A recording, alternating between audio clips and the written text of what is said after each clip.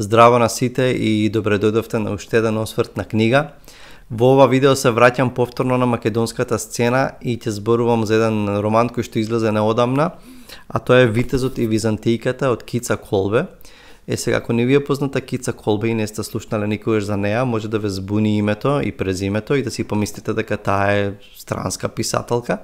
Меѓутоа Кица е македонка и меѓутоа долго време живее во Германија и презимето е германско. Она што е интересно е, Кица обединува во себе две нешта. Таа е успешна филозофина. Филозофина, ако ве буни поимот, значи тоа е жена филозоф, и затоа што и Кица всушност го беше една од оние кои што го промовира тој термин и мислам дека полека се прифаќа и убаво звучи. А од друга страна и таа е романсиерка, значи е писателка. Веќе има објавено, ако не се лажам, 4 или 5 романи. Последниот ти беше исто во издание на Или Земја на бегалци. Од друга страна таа и ја нареков на Facebook, ја нареков македонската Айрис Мердок, затоа што таа е единствената која што ми е познато дека ги обединува и филозофијата и литературата. Како што и познатата писателка Айрис Мердок била и многу успешна филозофина, а исто така е успешна, е многу плодна писателка. Всушност Айрис Мердок има објавено многу романи, иако кај нас не е баш читана. Единствено го има во издание на 3 Црниот принц од неа, што може да се чита. Како и да е. Значи, ова е Витезот и Византијката во издание на Или, кажав, излезе буквално пред неколку недели, баш е најнова продукција. И до некаде за насловот е загонетен Витезот, Византијката, кои се тие. Меѓутоа, како ќе навлезете во приказната, ќе сватите за кој е тој Витез и која е таа Византика и што ќе се случува меѓу нив. Романот не се случува во... Значи, ова не е витешки роман, не е действието некаде во средниот век. Туку, действието се случува во Италија и во Германија, во нашето современие. Значи, на почетокот го гледаме Даниел Клуге, еден млад германец, паметен, амбициозен, духовит, со добар изглед, значи, кој што има сериозни, големи амбиции за неговата академска кариера.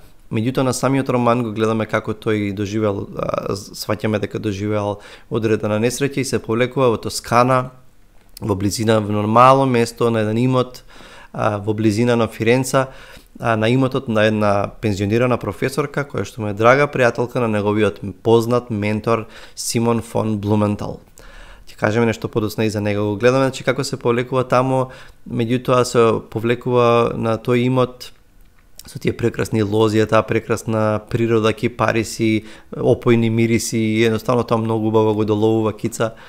Како што се развиваше действието, и сватив дека има шанси да действието продолжи во Германија, а ја посакував да остане цело действие да се случува во Тоскана, толку убаво Кица ја доловува Тоскана и се што целата природа и се што таму се случува. Меѓутоа, овој човек Даниел таму се повлекува со чувство на пораз, физичка болка и всушност тој се повлекува и се осамува таму.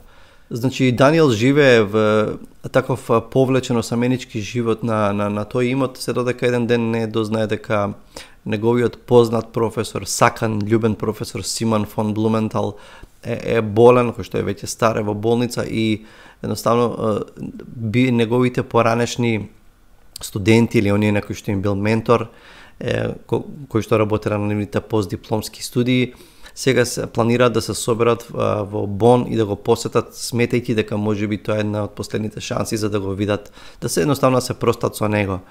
Со голема внатрешна борба Даниел решава да заедно со неговиот пријател Виторио да замине во Бон, да се врати на местото на стари сеќавања, на болни сеќавања, да се соочи со неговите пријатели, да се соочи со професорот, иако подоцна ќе открие дека живеел со многу илузии, со многу невистини кои што ги верувал, а всушност реалноста не била таква. Се враќа таму, професорот е жив, ќе го посетат, се собираат старите пријатели и како што се собрани и околу професорот и заедно, почнуваат да се сеќаваат на она што се случило пред 10 години.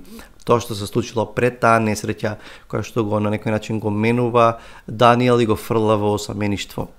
почнуваат да се сеќаваат и Кица тоа го одоловува на многу убав начин. Целата академска атмосфера, таа харизматична фигура на Симон фон Блументал, тој е еден човек кој што е огромен ерудит и тој сепак е лик и е представник на одреден начин на образование и на одредено образование кој што веќе во изумирање. И ќе кажам нешто подоцна за тоа.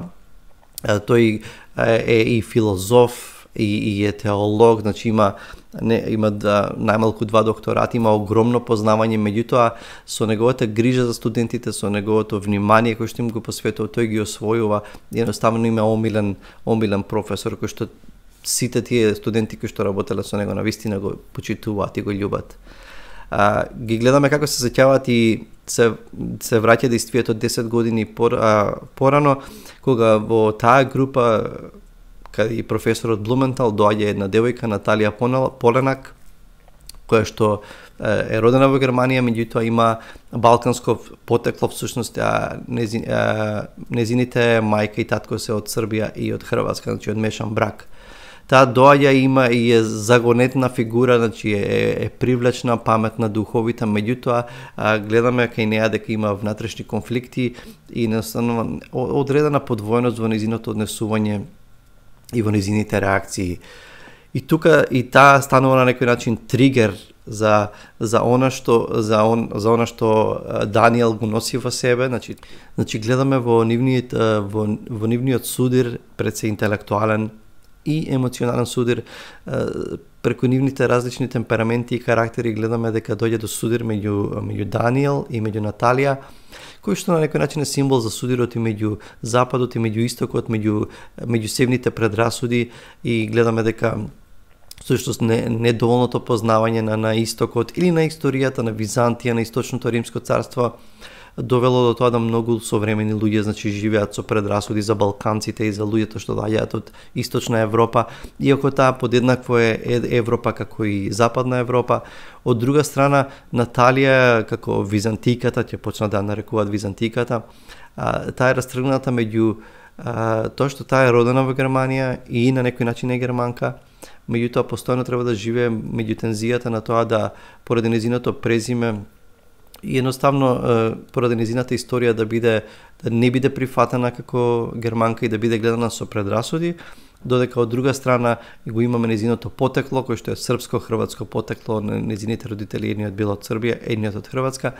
И гледаме таа внатрешна борба кај неа, едноставно сакање да ги испочитува своите корени, меѓутоа од друга страна и гледаме да се разоткрива одредено идеализирање или идолизирање на Истокот, на Византија и она што таа го представува. И Кица тоа го доловува, значи ова е само, ја ви давам само скицата, внатре има многу убави разговори, многу убави диалози кои што Кица ги изнесува во однос на Истокот и на Западот, иако да на side note, на забелешка, има многу убави диалози, просветлувачки диалози, иако за мој вкус мислам дека Кица можела да си дозволи уште повеќе содржина, да има и филозофска содржина. Меѓутоа текстот, нарацијата не е преоптоварена, значи ова не е само роман на идеи, туку има и убаво и действие кое што се развива, па и љубовна приказна во сето тоа. Нешто што би сакал да кажам што мислам дека е важно во овој роман е ликот на Симон фон Блументал. Мислам дека има поголемо значење тој лик од она што можеме да го откриеме на површината или на прва.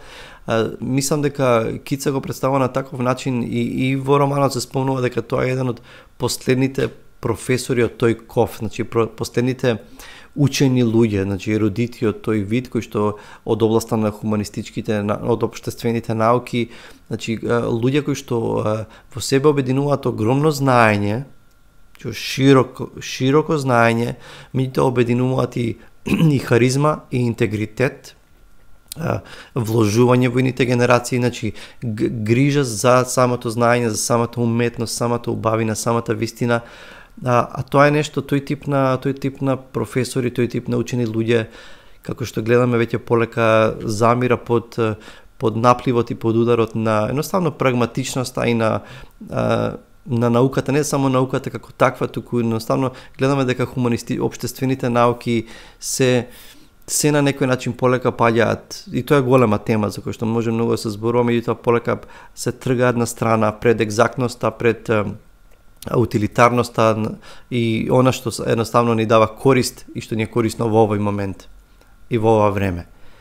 Меѓутоа, Кица го представува него на дури малку романтичен начин, значи едноставно сето тоа што он го представува за тие луѓе на кој начин ги обединува, и тоа навистина многу ми се допадна, и тоа е нејзина добра на некој начин констатација.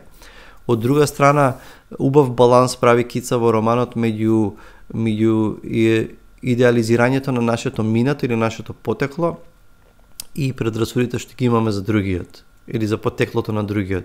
И гледаме Наталија, всушност Поленак, кој што иако е родена во Германија, таа не може да ги се уште се бори со тие предрасуди кои што луѓето ги имаат за неа, и тоа во неа раѓа пркос, меѓутоа тој пркос не ја дава мир, и таа е во постојан конфликт со себе, и внатрешен конфликт.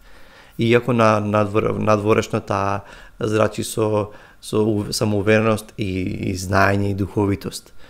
Оно што ми се допадна исто така една карактеристика на овој роман е што ми се допадна што не би искористил фразата беше лесен за читање, па лесно се чита, како да тоа е најважно кога се чита еден роман. Туку имаше една пријатна атмосфера и ме воодушеви како Кица ги опишува односите меѓу овие студенти, нивната присност, меѓусебна почит, поддршка едни на други, непаметење на старите грешки, на злото.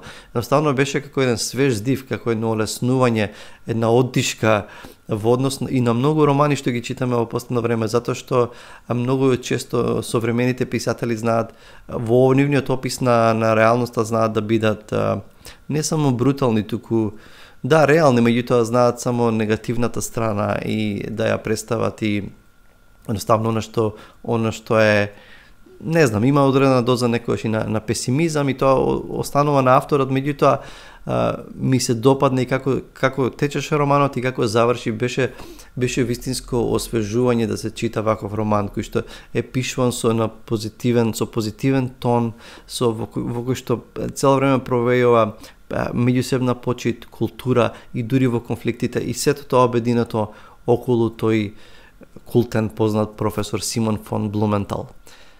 Океј, значи тоа е толку од мене и за овој роман, ви го препорачувам, читајте добри книги и се гледаме со наредно видео. Иначе Елката тука не ја наместив специјално за декор, немаше кај да оди и морав да ја ставам во кадар.